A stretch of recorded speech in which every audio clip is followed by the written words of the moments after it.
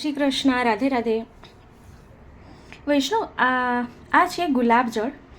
જો ગુલાબજળ છે ને, આપણે જે મેડિકલમાં મળે ને એ ગુલાબજળનો ઉપયોગ નહીં કરવાનો. આવી રીતે જે આપણે નાથ દ્વારાથી કે વ્રજમાંથી કે આપણે ગુલાબજળ પધરાવી આવીએ કે આપણે હવેલીમાંથી પધરાવીએ એ ગુલાબજળ લેવાના.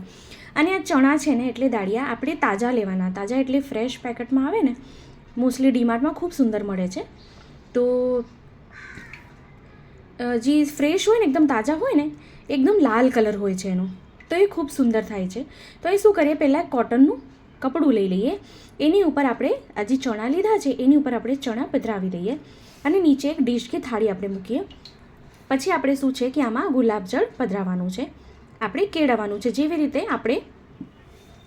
આપણે ધાણી કરીને એવી રીતે જ.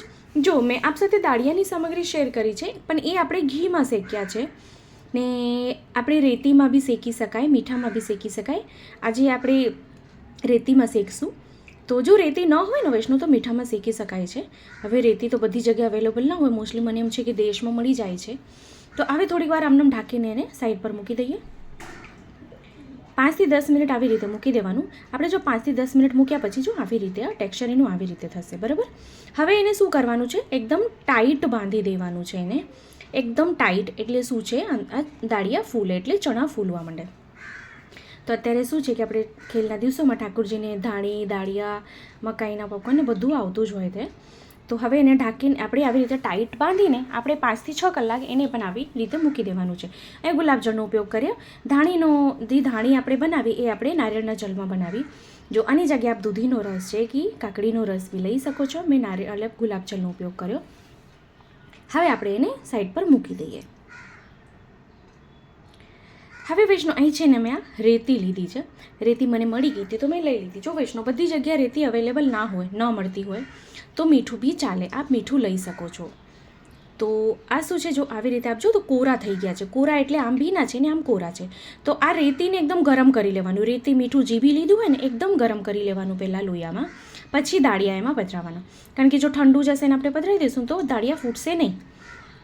તો હવે એને સતત ચલાવતા. હા, ગેસને છે ને જો એમાં બી જો કઢાઈ જાડી હોય તો ધીમું રાખો, હાઈ રાખો, અને જો આછી હોય તો ધીમું રાખો, નહીં તો બળવા મળશે. તો આવી રીતે આપણે સતત એને ચલાવતા રહીએ. જેમ જેમ એનું મોઇશ્ચર ઉઠશે તેમ પછી અંદરથી દાળિયા ફૂટવા મળશે. તો આપ અહીં જોઈ શકો છો દાળિયા ફૂટવા માંડ્યા છે વૈષ્ણવ, ખૂબ સુંદર. તો વૈષ્ણવ, આપ સૌનો ખૂબ ખૂબ દિલથી આભાર કે આપ સૌને મારા વિડીયો ગમે. આપ લોકો મને ખૂબ સારા કમેન્ટ કરો છો, ખૂબ મને પ્રોત્સાહન મળે છે. એ માટે આપ સૌને ખૂબ ખૂબ દિલથી આભાર.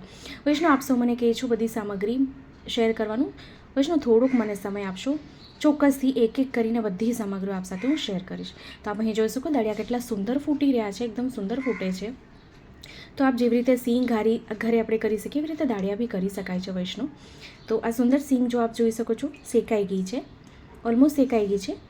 તો વૈષ્ણવ, અગર ચેનલ પર નવા છો તો ચેનલને સબસ્ક્રાઈબ કરશો, બેલ આઇકોન હિટ કરશો કે જ્યારે બી આવી સરળ સુંદર અને તરત થઈ જાય એવી સામગ્રીનો વિડીયો મૂકું તો આપ સુધી નોટિફિકેશન આવી જાય. હવે આપણે એને બહાર કાઢી લઈએ. તો વૈષ્ણવ, ખૂબ સરળ અને સુંદર દાળિયાની સામગ્રી. આપણે દાળિયા કેવી રીતે ફોડી શકાય. વૈષ્ણવ, જો આપને રેતી ન મળતી હોય, મીઠામાં આપને ન શેકવું હોય તો આપ ઘીમાં સુંદર શેકી શકો છો. ઘીમાં બી સુંદર શેકાઈ જાય છે, એવું નથી કે ન શેકાય. તો આપણે જો સુંદર દાળિયા શેકાઈ ગયા છે. હવે આપણે એને એક ડીશમાં કાઢી લઈએ. તમે જોઈ શકો છો કેટલા સુંદર ફૂટી ગયા છે બધા દાળિયા. મેં અમુક દાળિયાના ફોતરા કાઢી લીધા છે ઉપરથી, એટલે હું આપને બી એક ફોતરા કાઢીને દેખાડું કે સુંદર આ ફૂટી જાય છે, એવું નથી કે નથી થતું, ખૂબ સુંદર થાય છે. તો વૈષ્ણવ, અગર આપને કાંઈ પૂછવું છે તો આપ મને કમેન્ટ બોક્સમાં કમેન્ટ કરીને પૂછી શકો છો. અને વિડીયો ગમે તો વિડીયોને લાઈક જરૂરથી કરશો, આપણા વૈષ્ણવ ગ્રુપમાં શેર કરશો, જેથી વધુથી વધુ લોકો સુધી વિડીયો પહોંચી શકે. તો ફરીથી મળશું આવી રીતે જ આપણે નવા વિડીયો સાથે. ત્યાં સુધી આપ સૌને મારા જય શ્રી કૃષ્ણ.